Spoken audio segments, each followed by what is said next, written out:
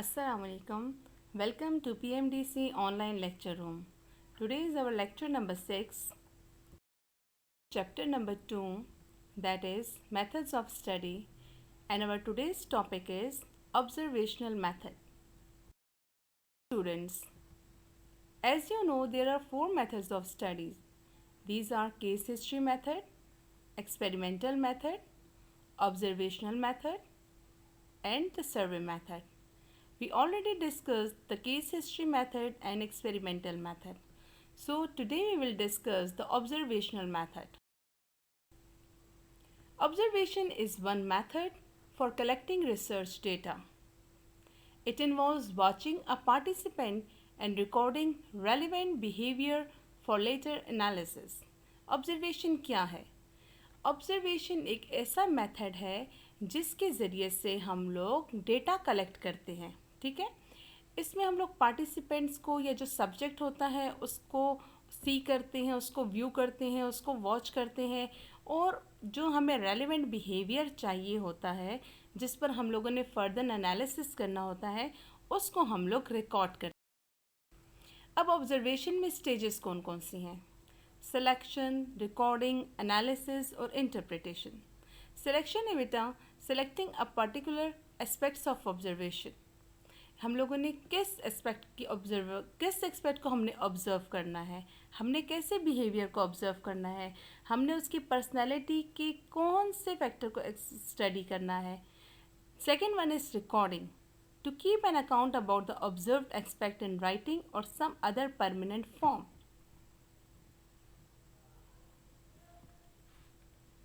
अच्छा, अब हम लोगों ने इसमें रिकॉर्ड करना होता है उसको, आया हम लोग कैमरे के ज़रिए से करते हैं, हम अपने पास पेपर वर्क करते हैं, जो कुछ हम ऑब्ज़र्व कर रहे हैं उसकी रिकॉर्डिंग बहुत ज़्यादा ज़रूरी है। एनालिसिस, एग्जामिनिंग द एलिमेंट और structure of the observe aspect in detail. अब उसको हमने एनालाइज करना है, उसको तज्जिया करना है, जितने जो हमने अनासर देखे हैं, जो स्ट्रक्चर हमने ऑब्ज़र्व किया है उसको हमने डिटेल से पूरा डिस्कस करना है। Interpretation, explaining the aspect of the observation or providing measurement. अब हमने एक मेंटल रिप्रेजेंटेशन उसकी बतानी है, राइट कि मेंटल रिप्रेजेंटेशन उसकी क्या होगी ऑफ द मीनिंग और द सिग्निफिकेंस ऑफ, उसका सिग्निफिकेंस क्या है किसी भी चीज़।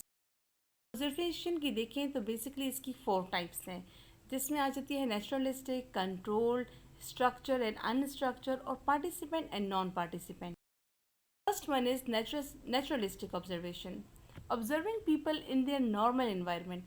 जो ऑब्जर्वेशन हम लोग एक नॉर्मल इन्वायरमेंट में, एक बिल्कुल अपना जो नॉर्मल माहौल होता है उसमें करते हैं, वो बहुत बेसिक होती है क्योंकि उसमें किसी किस्म की कोई आर्टिफिशियल चीज़ इन्वॉल्व नहीं होती है।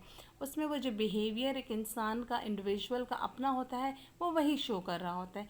ये ज़्यादातर often used in the study of animals behaviour. ज़्यादातर इस टाइप की ऑब्जर्वेशन जो है ये एनिमल्स को स्टडी करने के लिए, उनका बिहेवियर स्टडी करने के लिए use. Second one is controlled observation.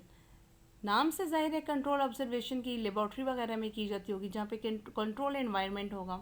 Carried out in a laboratory, the observer decides where the observation takes place and what time and under what circumstances.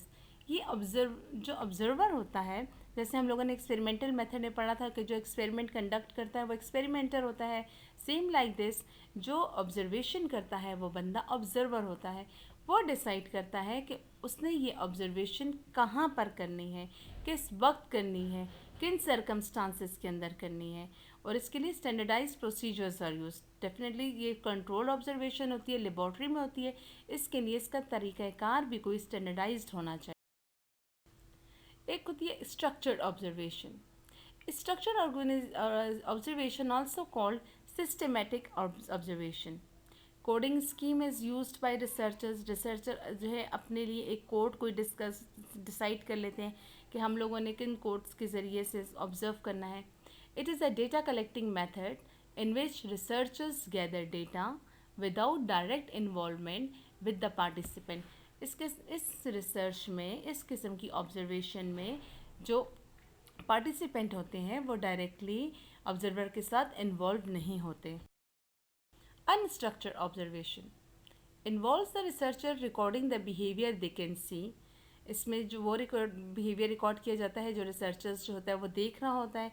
इसका एक बहुत बड़ा एडवांटेज तो ये है कि इस तरह से हमें क्वालिटेटिव डेटा प्रोवाइड हो जाता है, ठीक है। It provides rich qualitative data, but there is a main disadvantage that it can be difficult without the use of recording equipment.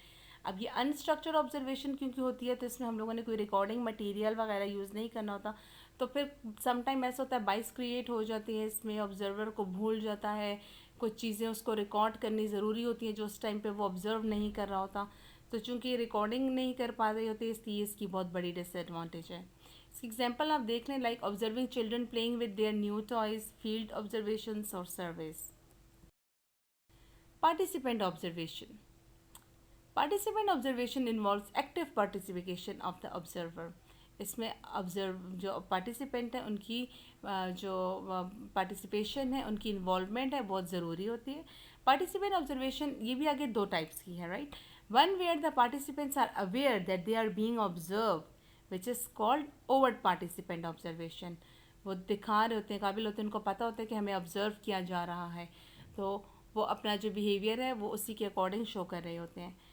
And the other where the participants are not aware that they are being observed, और उनको ये पता नहीं होता कि ये जो recording हो रही है, जो कुछ भी हो रहा है, इसमें उनको ऑब्जर्व किया जा रहा है। सो इसको कहते हैं विच is called covert participant observation. The next one is non participant observation.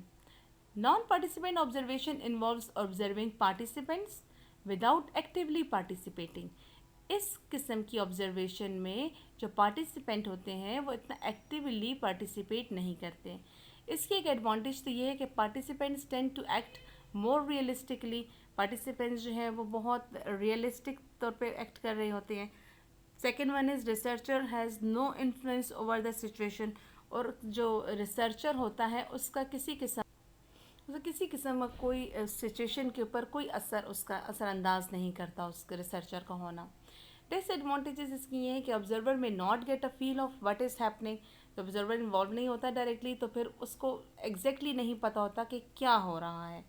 Harder to find out backup a hypothesis without influencing the participant. तो पार्टिसिपेंट को असरअंदाज किए बगैर, क्योंकि ऑब्जर्वर की मौजूदगी इसमें नहीं होती, तो उनको असरअंदाज किए बगैर उसका बैकअप फाइंड आउट करना बहुत मुश्किल होता है। कंक्लूड करते हैं आखिर में हम ऑब्जर्वेशनल मेथड को कि observation is an important method of data collection. Different types of observation exist, nevertheless has limitations that need to be overcome by complementing with the research methods like interviews of participants and use of experiments। अगरचे ये observation method बहुत ज़्यादा important है, क्योंकि ये most जो basic technique है psychology में, because in this method psychologist में actively observe subjects in a natural setting, right? So by observation is mean watching and listening to other person's behavior over time without manipulating or controlling। तो अगर इसमें अगर की कोई limitation से कुछ खामियां पाई जाती हैं तो उसको ओवरकम किया जा सकता है, क्योंकि रिसर्च मेथड जो हमने डिफरेंट रिसर्च मेथड पढ़े, जो मेथड ऑफ स्टडी है, उनके साथ उनको कंपाइल करके लाइक इंटरव्यूज़ है, क्वेश्चनियर मेथड है, ताकि हम ज़्यादा अच्छी ऑब्जर्वेशन गेट कर सकें। तो इस मेथड को हम ज़्यादा कामयाब बना सकते हैं। नेक्स्ट इंशाल्लाह हम अपना लास्ट टॉपिक करेंगे इस चैप्टर का, जो है सर्वे मेथड। तो टिल देन अल्लाह हाफिज़।